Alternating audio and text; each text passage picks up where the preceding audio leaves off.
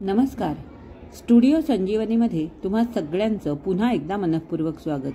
आज आपण युगंधरा या कादंबरीचा 38वा भाग वाचणार आहोत. आता आपण सुरुवात करू. भाग 38. युगाची शाळा कॉलेज सुरू झालं. 4 महिने केव्हाच उलटले. हिवाळ्याचे लहान दिवस. संध्याकाळी भाजी बाजार आणि इतर कामं उरकून घरी येईपर्यंत दिवे लागणे होई. खाण्याची आणि जेवणाची वेळ दोहोतलं अंतर कमी होऊन जाई. अभ्यासाला निवांतपणे बसता यावं, भरपूर वेळ मिळावा म्हणून तिनं काकूंना सांगून ठेवलं होतं. त्याप्रमाणे त्या 7:30ला स्वयंपाक तयार करून ठेवीत. नाना त्याच सुमारास बाहेरून येत. 8ला पाट पाणी मांडली. आईला बरं असलं तर ती पानावर बसे, नाहीतर ओव्हर टाईम घेई. काकूंनाही सगळं उरकून लवकर घरी जायला मिळे. जेवल्यावर नाना शेजारी पोस्ट मास्तरांकडे जाऊन बसत. तिथं त्यांची नित्याची मित्रमंडळी येऊन बसत. युगा पुस्तकांचा ढीग घेऊन मग निवांतपणे अभ्यासाला बसे. बीटीचा कोर्स तिला मनापासून आवडत नव्हता, पण प्राप्त परिस्थितीत त्याशिवाय दुसरा मार्ग नव्हता. मालतीबाईंनी तिला ज्या सवलती दिल्या होत्या त्या इतर नोकरीत तिला मिळाल्या नसत्या. ती अभ्यास करीत होती, पण BAच्या वेळी जो उत्साह होता, जी उमंग होती, ती उमंग आता तिच्यात उरली नव्हती. अंगावर पडलेली जबाबदारी टाळता येत नव्हती, पण त्याबद्दल तिचं मन तसं कुरकुरही करीत नव्हतं. रुचिराकडे जाणं तिला आता जमत नसे. रविवारी दुपारी रुचिरा थोडा वेळ येऊन जाई. गेल्या 4-5 महिन्यात वसंतचा पत्ता नव्हता. त्याचं सगळं काही व्यवस्थित चाललेलं असलं की त्याला घरी येण्याची जरुरी भासत नसे. अर्थात तो घरी येई तो केवळ आईकडे, आणि आईकडे तरी तो मातृप्रेमाच्या ओढीनं येत होता की गरजेच्या पोटी काही विशिष्ट दृष्टी ठेवून येत होता, कोण जाणे.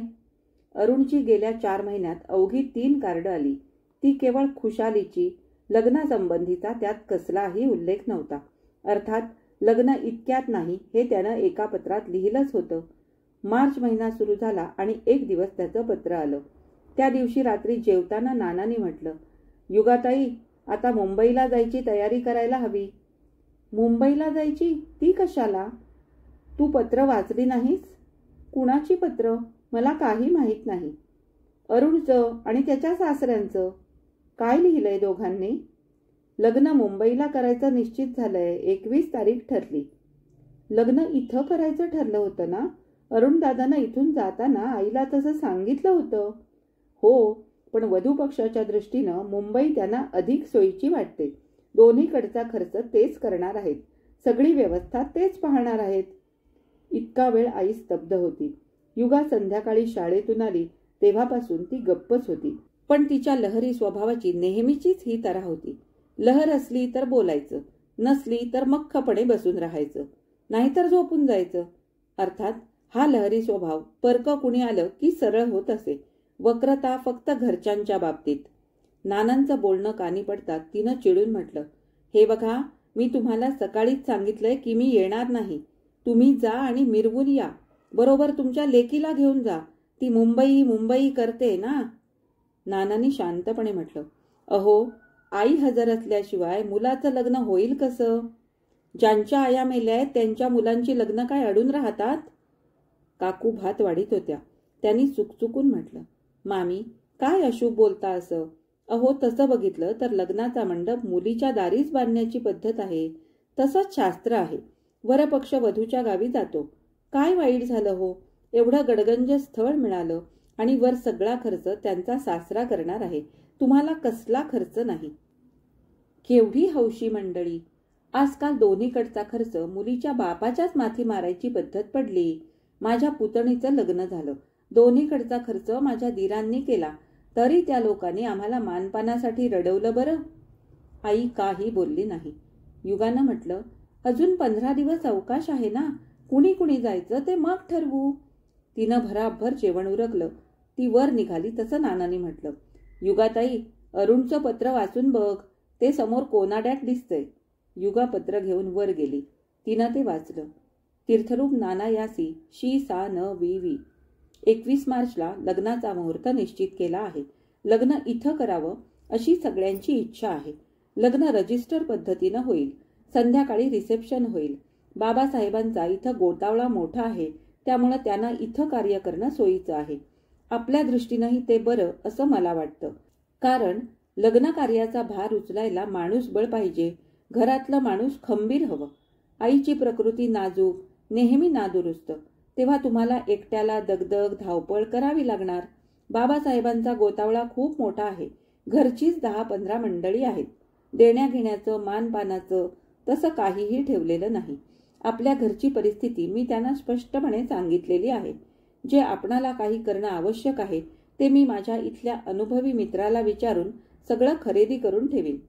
पत्रिका पुढच्या आठवड्यात छापून हाती येतील. येताच 100 पत्रिका पाठवून देतो. तिथं आवश्यक त्यांना द्याव्यात. माझ्या मित्रमंडळींना मी पाठवून देईन. तुम्ही सगळ्यांनी 2 दिवस आगाऊ इथं यावं. येण्यापूर्वी कळवावं. 1-2 दिवसात बाबासाहेबांचं पत्र तुम्हाला येईलच. कळावे. तुमचा अरुण. युगानं पत्र वाचून बाजूला ठेवलं. त्याच्या लिहिण्यात काही गैर अगर आई नानांचा अवमान होईल असं काही नव्हतं. उलट एवढ्या लहान वयात त्याची व्यवहार कुशलता आणि विचारदृष्टी दिसून येत होती.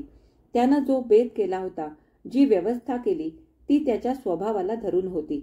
तो नेहमीच असा स्वयंचलित असे. जसं तो सगळ्या गोष्टी स्वतः निर्णय घेऊन करीत असे त्याचप्रमाणे सगळ्या योजना आखताना स्वतःची सोय बघत असे. मार्च महिना म्हणजे ऐन अभ्यासाचा महिना. शाळेतून रजा मागणं उचित नव्हतं. लग्नाचा मुहूर्त ठरवताना अरुणनं हा विचार काही केला नाही. याचा नाही म्हटलं तरी तिच्या अंतर्मनाला थोडासा विषाद वाटलाच. लग्न लांबलंच होतं. आणखी 2 महिने लांबलं असतं तर काही फारसं बिघडलं असतं असं नव्हतं. पण त्याच्या स्वभावानुसार त्यानं सगळं केलं होतं. आपणाला लग्नाला जायला मिळणार नाही हे तिला स्पष्ट दिसत होतं. जायला तशी ती उत्सुकही नव्हती. अरुणच्या बेतात गैर काही नव्हतं तरी आई रुष्टच होती. आपली कुठचीच मुलं आपल्या ताब्यात नाहीत. आपणाला विचारित नाहीत. जाणून बुजून आपल्या इच्छेविरुद्ध करतात असा तिनं ग्रह करून घेतला होता. नाना त्याबद्दल काही सुख दुःख मानित नव्हते. त्यांना अरुणचं म्हणणं पटलं होतं. योग्य वाटत होतं. शिवाय अलीकडे ते काहीसे स्थितप्रज्ञ बनत चालले होते. ते आईला समजावून सांगण्याचा प्रयत्न करीत होते. युगानंही म्हटलं, आई, भाईच्या लिहिण्यात काही गैर नाही. तुला जायलाच हवं. माझ्या प्रकृतीला जाणं झेपणार नाही. मी जाणार नाही. तू गेली नाहीस तर सून कधी इथं येणार नाही. ते मी जाणलंच आहे. मुंबईला नोकरी करणारी सून. मला ग काय तिचा उपयोग. मुलगा, सून, मुलगी कुणी कुणाचं नाही. नित्याचा अनुभव लक्षात घेऊन युगा गप्प बसली. लग्नाच्या आदल्या दिवशी नाना मुंबईला गेले. लग्न रजिस्टर तेव्हा धार्मिक विधीचा प्रश्न नव्हता. मुख्य म्हणजे रिसेप्शन. तोच लग्नाचा मुख्य समारंभ. तोच लग्नाचा जाहीरनामा. आई गेली नाही. तेही एकपरी ठीकच. लग्न उरकून नाना 3ऱ्या दिवशी परत आले. लग्न रजिस्टर झालं असलं तरी सगळं व्यवस्थित झालं. आईला युगाला भारी जरीची पातळं वधूपक्षाकडून मिळाली. नानांनी लग्नाचं म्हणजे रिसेप्शनचं यथायोग्य वर्णन केलं. बँड, बटाटे वडे, चिवडा, बुंदीचे लाडू, कॉफी, आईस्क्रीम जेवणावळीपेक्षा जास्त खर्च केला होता. संध्याकाळी 5 पासून रात्री 10 वाजेपर्यंत लोकांची रीघ लागली होती. भेटवस्तूंचा ढीग साचला होता. ते वर्णन ऐकत असता आईनं मोठं तिटकाऱ्यानं म्हटलं, अहो, पण देवक नाही, बोहलं नाही, मंगलाष्टक नाहीत, सप्तपदी लाजाहोम नाही, मग लग्न हो कसलं? हे काय लग्न की तुमच्या शाळेचं गॅदरिंग? सगळा थिल्लर कारभार. अरुण असा थिल्लर होईल असं वाटलं नव्हतं. नाना काही बोलले नाहीत. त्यांनी तो विषयच बदलून टाकला. एप्रिलमध्ये युगाची परीक्षा सुरू झाली. त्याच सुमारास माई दिल्लीहून परत आल्या.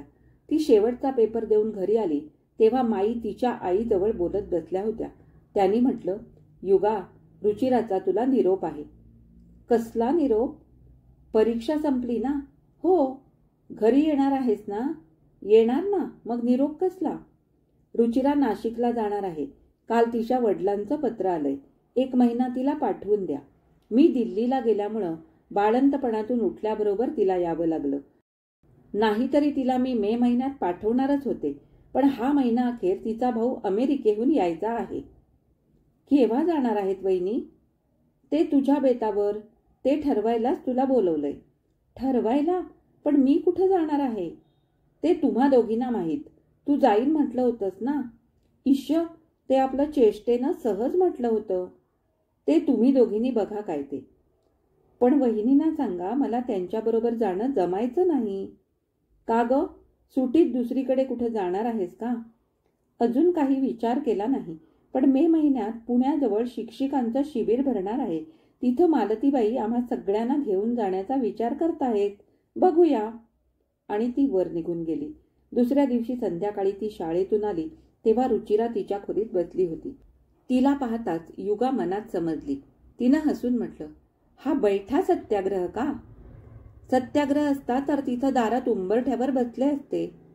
युगानं हसून म्हटलं, वहिनी, दारातल्या उघड सत्याग्रहापेक्षा घरातला छुपा सत्याग्रह भारी कडक असतो. आमच्या सत्याग्रहाला विचारतो कोण? पण मी विचारायला आले, माझी काहीच का किंमत नाही? नाही कशी? तुमची किंमत निश्चित केल्यावरच अभिदादा बोहल्यावर चढला. थट्टा जाऊ दे, माझ्याबरोबरच तुम्ही नाशिकला येणार नाही असं का म्हणता? तुम्ही त्या दिवशी हो म्हणालात म्हणून मी पत्रात तसं लिहून सुद्धा टाकलं. सांगा ना, का नाही? सांगायचं काय? कारण तसं काही नाही. मला आपलं खूप वाटतं तुम्ही आमच्या घरी यावं म्हणून. तुम्ही माझ्यासाठी इतकं करता. दिवाळी ट्रीप सुद्धा बुडवलीत माझ्यासाठी. आणि तुम्ही माझ्यासाठी काहीच करत नाही होय? वहिनी, ज्या माणसाला दुसऱ्यांनी आपल्यासाठी केलेलं दिसतं पण आपण त्याच्यासाठी केलेलं दिसत नाही, त्या माणसाला काय म्हणतात माहीत आहे? म्हणत असतील महामूर्ख. ती रडवेली झाली होती. युगानं तिच्या गळ्यात हात टाकून म्हटलं, तर मग अशा महामूर्खाचं मला ऐकलं पाहिजे. खरंच? युगाताई, खरंच येणार ना? येईन, पण शाळेला सुट्टी नाही लागली अजून. सुट्टी लागल्यावर जाऊ, मग ठरवू युगाताई. सत्याग्रहाचं शास्त्र मला जमलं बरं का? युगानं हसून म्हटलं, विरुद्ध पक्ष विरघळला तरच सत्याग्रह सफल होतो. म्हटलं, बरं, चला आता अर्धा अर्धा कप चहा घेऊया. दोघी खाली आल्या. आई स्वयंपाकघरात बसली होती. काकू चुलीशी होत्या. युगानं म्हटलं, काकू, 1.5 कप चहा ठेवा हं. वहिनी, बसा ना, मी हातपाय धुवून आलेच. दोघी चहा घेऊ लागल्या. तसं आईनं म्हटलं, युगा, दादाचं पत्र आलंय. बऱ्याच दिवसांनी मामाचं पत्र आलं नाही? तुम्ही कुणी कधी कुठं त्याला पत्र पाठवता तर त्यानं लिहायची. आज पत्र आलंय ते श्रीधरच्या लग्नाचं. श्रीधरचं लग्न ठरलंय मे महिन्यात आहे. बातमी ऐकून काकू उत्तेजित झाल्या. असल्या बातम्यात त्यांना विशेष रस. त्यांनी म्हटलं, कुठची हो मुलगी? पुण्याची. वडील वकील आहेत पुण्याला. डेक्कन जिमखान्यावर बंगला आहे. गडगंज हुंडा दिलाय. लग्न कुठं आहे? कोकणात, आमच्या घरी. मग तुम्हाला जायला पाहिजे मामी, भाच्याचं लग्न. जायला तर हवं, पण. युगानं म्हटलं, तू जाणार असशील तर जा, महिनाभर राहून ये. नाही ग बाई, कोकणचा प्रवास मला झेपेरसा वाटत नाही. काकूनी म्हटलं, मग युगाताई, तुम्ही जाऊन या लग्नाला. छे, मला नाही जमायचं जायला. आईनं म्हटलं, ती नाही जायची हो. ती कशी जाईल? 2 वर्षांपूर्वी श्रीधर इथं आला होता. हिनं त्याला नाकारलं, झिडकारलं. तुम्हाला माहीत आहे ना. 2 वर्ष तो थांबला बिचारा. काय जन्मभर ब्रह्मचारी राहील? युगानं कपात उरलेला चहा चटकन घशाखाली ओतला आणि ती उठली. वहिनी, झालं का? चहा? उशीर होईल तुम्हाला जायला. रुचिरा उठली. तिनं म्हटलं, मामी, युगाताई माझ्याबरोबर नाशिकला येणार आहेत. माझ्या आग्रहाचा त्यांनी मान राखला. आईनं म्हटलं, घेऊन जा, खुशाल घेऊन जा, माझी काही हरकत नाही. तिला घेऊन जा आणि तिच्या पसंतीचं एखादं स्थळ शोधून काढ. आता जन्मभर शिक्षण पुरे झालं. रुचिराचा हात धरून युगानं तिला मागच्या दारानं बाहेर नेलं. 38वा भाग इथंच संपला. आता आपण भेटू युगंधरा कादंबरीच्या 39व्या भागामध्ये. तोपर्यंत मी तुमचा निरोप घेते. धन्यवाद.